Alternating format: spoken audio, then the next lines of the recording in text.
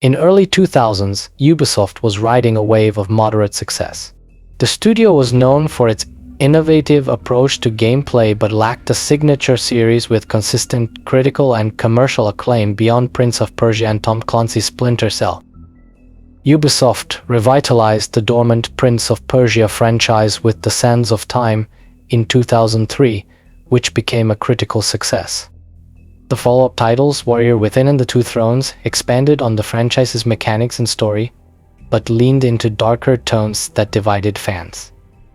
By 2005, Prince of Persia was both a hallmark of Ubisoft's creativity and a series whose innovation was nearing its limits, prompting the studio to seek new directions for its talent.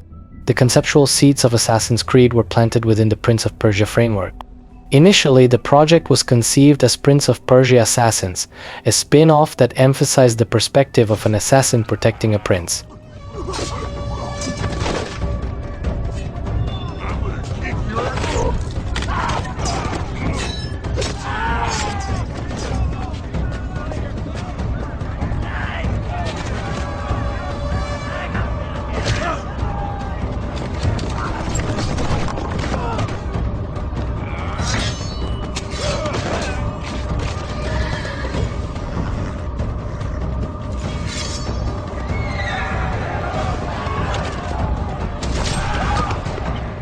However, Ubisoft Montreal, led by Patrice Désilets and Jade Raymond, realized the idea had potential as a standalone franchise. By removing the connection to Prince of Persia, they expanded the vision to feature a historically grounded story of the Assassin Brotherhood during the Crusades.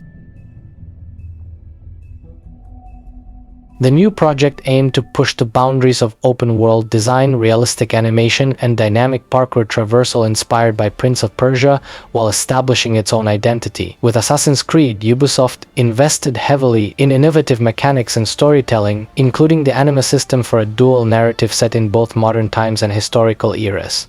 This bold approach allowed Ubisoft to reframe the gameplay innovations of Prince of Persia, such as its parkour and combat systems, within a new context that embraced alternate history and philosophical themes.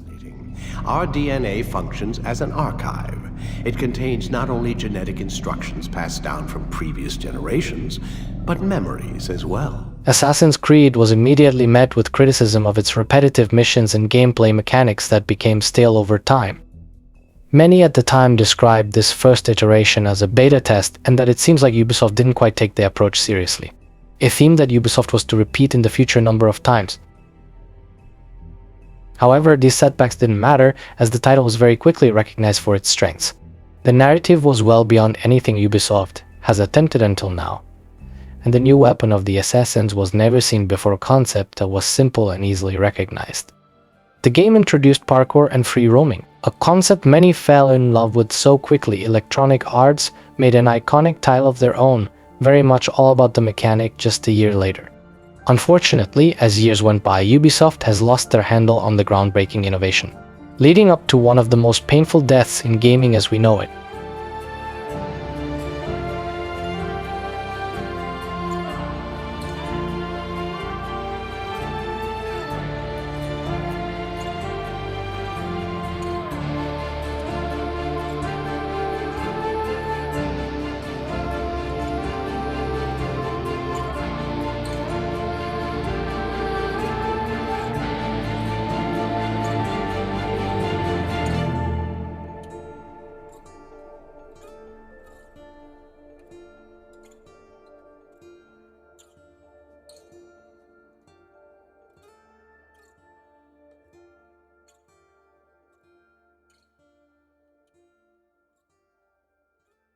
The Assassin's Creed franchise, launched by Ubisoft in 2007, has evolved into one of the most successful and recognizable brands in gaming history. However, its journey has been anything but linear. What began as a groundbreaking concept blending history and fiction with innovative gameplay mechanics has gone through dramatic peaks and valleys. From its golden years in the Desmond Miles timeline to the more divisive modern iterations. I had this colleague. He was our boss's son. He became my friend, put himself through hell, and he saved us all in the end. While the gameplay of the original entry drew criticism for its repetitive structure, it broke ground with innovative mechanics like the Animus, a machine enabling users to relive ancestral memories, and the now iconic Hidden Blade, a stealth weapon emblematic of the series. What would the early 2000s call the most promising franchise in gaming is today not much more than a shell, imitating other work the best it can, repeating the same narrative mistakes and desperately hanging on to its last remaining shred of relevance. The franchise that made headlines for almost 20 years, for better or worse. A video game icon that was crushed under its own weight. That's the tragic reality which made modern-day Assassin's Creed inconsequential. I would see your eyes before you die. I sense you expected someone else. What sorcery is this? The first Assassin's Creed game introduced players to a compelling alternate history universe. Set during the Third Crusade, the narrative followed Altair ibn Ahad, a member of the first introduced Assassin Brotherhood. While the game received criticism for repetitive missions and limited mechanics, it laid the groundwork for what would become a global phenomenon. The early era of the franchise, dubbed as Desmond Miles' timeline, marked the peak of Assassin's Creed storytelling. Titles like Assassin's Creed 2 and Brotherhood weaved a compelling narrative, juxtaposing modern-day corporate conspiracy with historical assassinations. Players uncovered the ongoing battle between assassins and Templars spanning centuries and continents. Central to this narrative was the timeline's namesake, Desmond Miles, a modern-day assassin reliving the lives of his ancestors to stop Abstergo Industries, a front for the Templar Order. However, the story's trajectory faced turbulence due to external issues, including the fallout with Kristen Bell, who portrayed Lucy Stillman. Bell's demand for royalties reportedly led to Ubisoft abruptly writing her character out, disrupting the narrative and alienating fans. Originally envisioned as a pivotal figure, Lucy's sudden death marked the beginning of the franchise's narrative struggles moving forward. Bell wasn't the only domino that has set the disaster in motion, with Jade Raymond abruptly leaving Ubisoft in 2014. Her departure was significant as it removed the driving creative force, who had been deeply connected to the franchise's thematic and gameplay innovations. Following her exit, subsequent Assassin's Creed games increasingly sidelined the modern-day elements and overarching narrative, a shift criticized by fans who valued the original balance of historical exploration and present-day conspiracy. At the heart of Assassin's Creed's sensationalistic history was the Hidden Blade, a weapon synonymous with the franchise.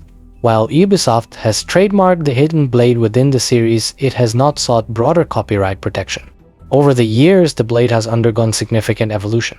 Early innovations included the dual blades of Assassin's Creed 2 and the gun blade in Brotherhood, a polarizing yet ultimately beloved addition.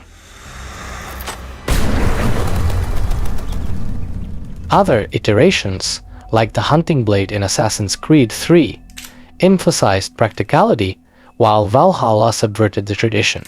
Hytham is not amused, it seems. Am I not worthy of this gift? It is not about worth, Eivor. It is a matter of devotion to our creed and training. Please. Mentor, I must protest. This is deeply unorthodox. Our wrist blade is a sacred Do tool. not make a fetish out of cold metal, Hytham. The blade should ride on the underside of your arm to conceal it from your target. I have no wish to hide this, and I would rather not make the same mistake you two have. The protagonist Eivor openly displays the Hidden Blade, rejecting the series' stealth roots. Though fitting for Eivor's Viking ethos, many fans saw this as a betrayal of the franchise's core identity. The scene was a perfect display of struggle in the writing, as the narrative ironically clings to its own values, just for them to be smashed to the ground. The design choice sparked controversy among fans who saw it as the definitive proof that Ubisoft has inevitably moved on from fans' favorite genre to more action-oriented experience. With the sequel, Assassin's Creed 2 released November 17, 2009, the franchise hit its stride. This installment introduced Ezio Auditore da Firenze, arguably the series' most beloved protagonist. The refined gameplay mechanics with a stronger focus on open-world exploration and engaging side activities made the sequel iconic and stands out in the franchise to this day. The Desmond timeline, spanning Assassin's Creed 2, Brotherhood, Revelations, and Assassin's Creed 3, was a narrative peak, weaving Desmond's modern-day struggles with his ancestors' historical journeys. These games explored the conflict between assassins and Templars across time, with ancient artifacts called Pieces of Eden central to their struggle. The blend of historical intrigue and a futuristic conspiracy gave fans an experience that felt both fresh and deeply interconnected. The Black Flag, released right after the Desmond Miles timeline, stands out as one of the most beloved entries in the series. It seamlessly combined naval exploration and swashbuckling adventure with core series elements, smoothly connecting the new narrative with the Pieces of Eden mythos. This installment proved Ubisoft's ability to innovate within historical settings while preserving the overarching narrative of the Assassin-Templar conflict. Players controlled Edward Kenway, a charismatic rogue navigating the golden age of piracy. The game retained the Assassin's Creed narrative, tying the quest for the Pieces of Eden into Edward's journey, but also offered unprecedented freedom with naval battles and island exploration. However, it also hinted at Ubisoft's shift toward gameplay-driven experiences, gradually sidelining the beloved narrative of deep future battles in favor of fully committing to the alternate history aspect of the franchise, eliminating one of the few remaining twists that made the franchise so unique. As the series moved forward, the anima storyline and modern-day segments began to fade into the background. Games like Origins, Odyssey, and Valhalla embraced historical settings and RPG elements, often at the expense of the series' sci-fi intrigue. This focus seemed logical and sound at the time. Many players welcomed abandoning the idea of double-layered narrative entirely. However, as the narrative pressed on, it was easy to realize that without the genetic memory overlay, Assassin's Creed has lost the connection with the fundamental building block. The fact that the franchise is supposed to be exploring the alternate history of our own, now seemingly without any real end goal, as the subplot that was the exploration of history has become the forefront of the narrative. Abstergo Industries, the shadowy Templar corporation, remains a recurring presence, but its role has become increasingly superficial. Fans yearning for the return of Desmond Miles' era often find themselves frustrated by this saga drift. Between the end of the Desmond timeline and the modern RPG-driven entries like Origins and Valhalla, therein lie two entries of Assassin's Creed franchise that signaled a change. Yet the change in the right direction, as it aimed at modernizing the gameplay while respecting and following both the stealth roots of the brand and its ultimate narrative purpose. Following the conclusion of the Desmond timeline, Ubisoft faced the challenge of continuing the series' overarching modern-day storyline without its central protagonist. The Abstergo storyline shifted to a more fragmented approach, emphasizing a broader war between the Assassins and Templars. Instead of following a single character, players became anonymous agents or researchers working for or against Abstergo in various capacities. Ahoy players, friends, pirates. Welcome aboard your new improved multiplayer adventure. It's pirates, it's the West Indies, it's the massive competitive multiplayer game you know and love, but oh, it's so very much more. Our developers have been working hard below deck to bring you this dangerous, exciting new cast of outlaws. And little known fact, mateys, nearly half of all piracy in ye olde 18th century was committed where? On land. We have a brilliant new set of maps from across the Caribbean for you to discover. Now, we're not going to make you walk the plank and swim with the shark straight out of the dock. Our Wolfpack mode introduces 8 fearsome preceptors for you to challenge in co-op with your crew. This ultimately cut off the player as an individual like Desmond Miles was. Syndicate then followed suit, with a light twist that later was implemented in both Odyssey and Valhalla, the dual character system.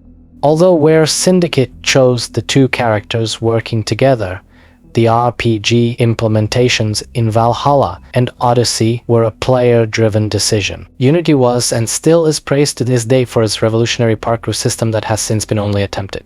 So much so that the latest edition, Mirage, has been marketed as having this feature back and further fleshed out, which is arguable, to say the least. Assassin's Creed Unity was released in 2014. The same year Jade Raymond left the studio. Although her role in creating Unity was significantly smaller than the first time around, it's difficult not to see a pattern of leaving behind concepts that are dearly missed when taken out. The latest entry, Assassin's Creed Mirage, attempted to rekindle the series' roots with a tighter focus on stealth and story. Set in Baghdad, it follows boss Sim ibn Ishaq, a character introduced in Valhalla. Early reviews suggest it's a love letter to the series' original design philosophy, though it faces the challenge of living up to fan expectations. Meanwhile, Ubisoft itself is at a crossroads. Rumors of a potential acquisition and leadership overhaul have fueled speculation about the future of its flagship franchises. A change in management could reinvigorate Assassin's Creed, potentially bringing back the original narrative elements that captivated players during the Desmond era. The potential reboot of Ubisoft and the Assassin's Creed franchise is a hot topic as the company faces turbulent times.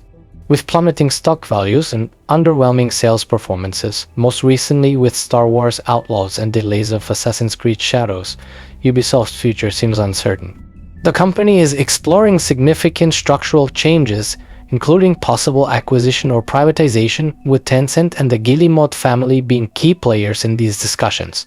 A corporate reboot might align with a creative reboot of Assassin's Creed if Ubisoft's management shifts, whether due to buyouts or internal changes. Either way, there's a possibility of fresh start for the franchise. The stakes for Ubisoft are incredibly high. With Assassin's Creed Shadows billed as a critical release for the company, its performance will significantly influence whether Ubisoft can chart a successful path forward independently or under new ownership. As the gaming industry evolves, only bold and innovative decisions will help Assassin's Creed and Ubisoft regain their former glory in a fiercely competitive market. But that's been the company's situation for a long time now. Every next release is defining the future of their direction.